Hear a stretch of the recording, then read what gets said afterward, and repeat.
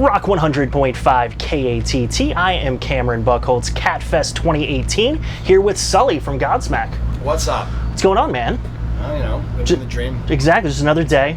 Doing the day out in the jungle. Yeah. Out in the zoo. Right, exactly. Literally. Did you go see some animals? I haven't had time yet. But now you've played at this venue probably. I see animals every day. Well, right. You're on stage with them every day. Rabid animals in the audience. But now you played at this venue, what, probably a dozen times at this point, if not more? Oh, yeah, I know we've been here before, that's for sure. Yeah, I think Shinedown said this was their 19th time. Oh, so it's, I would assume it's you're somewhere around that number. Yeah, maybe. Yeah. But now you're out in support of When Legends Rise, which came out back end of April, right?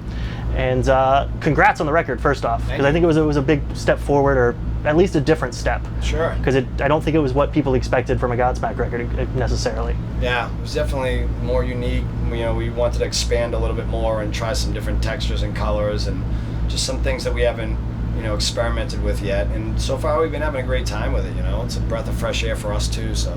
And the diehard Godsmack fans have all gone along with it? Yeah, it seems to be good, you know. There's always a couple whiners that you can't satisfy, but that's just the world that we live in, and so, but, you know, we play music for us, and we hope that people come along for the journey. Nice. And now what was the initial thinking of wanting to do something different? Because obviously, you know, you get together, it had to have been a little bit of a real thought, I would think. It's really just a matter of like, what can we do on this record? Where do we want to go with this? What do we want to try? What do we want to mess with? And ultimately we just start writing music, and, you know, we try to, you know, keep it unique as much as we can. We're trying not to write the same record every time, that kind of thing. But we do have a kind of a certain sound, a signature kind of sound that we've established over the years, and we want to make sure we don't, you know, branch too far from that, but at the same time we need to be able to explore some different textures, otherwise it gets boring for us too. Sure. So. And now with the tour, is playing some of those extra textures and stuff live different? I mean, do you have different tracks, or has it changed the live show at all? Well, we stripped everything down and rebuilt it, you know. When we had this new record and this new sound, we wanted to make sure we had a new production and, you know, everything. We wanted to kind of revise everything, and that's what we've done. So I think people are going to be really excited to see this because, you know, us and Shinedown coordinated this tour to be able to have two big shows but two different looks. And I think we really did a good job at accomplishing that. Yeah, I mean, I don't think I've ever seen this many semis here at the zoo. So I know it's going to be a big production. But now, I think when we were talking to Brent earlier, he said that you had called him up all the way back in December. So kind of what was the thought process of bringing Shinedown out with you for this run? It was exactly that. It was like, hey man, you know, these guys have grown, and we've been really proud of the accomplishments they've achieved over the years and how they've grown into a headlining status themselves. And we really felt like it was important that we both were able to deliver a show and not feel like one was opening for the other and that kind of thing, that it was a very equal bill in that way. And so that's kind of what we talked about. It's like, hey, what do you want to do for production? You know, we figure it out, let me know, and then we'll build around that and make sure that we can contrast it.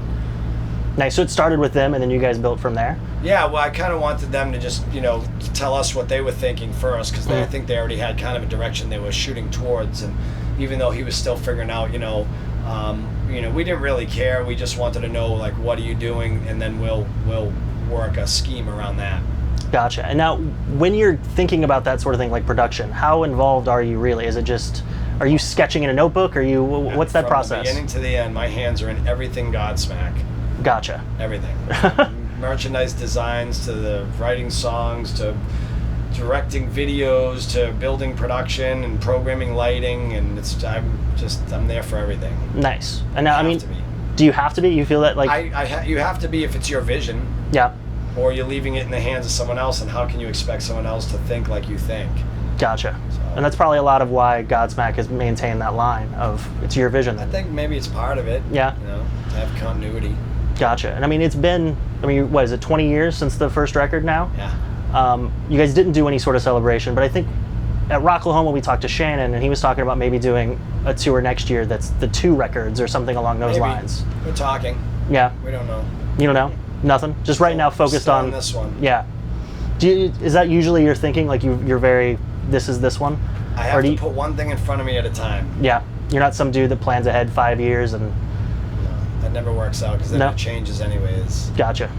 Well, awesome, Sully. Well, I appreciate the time. Of course. And super stoked for the show tonight. Yeah, thank you. And yeah, thanks a lot. It's good to be back here in Oklahoma.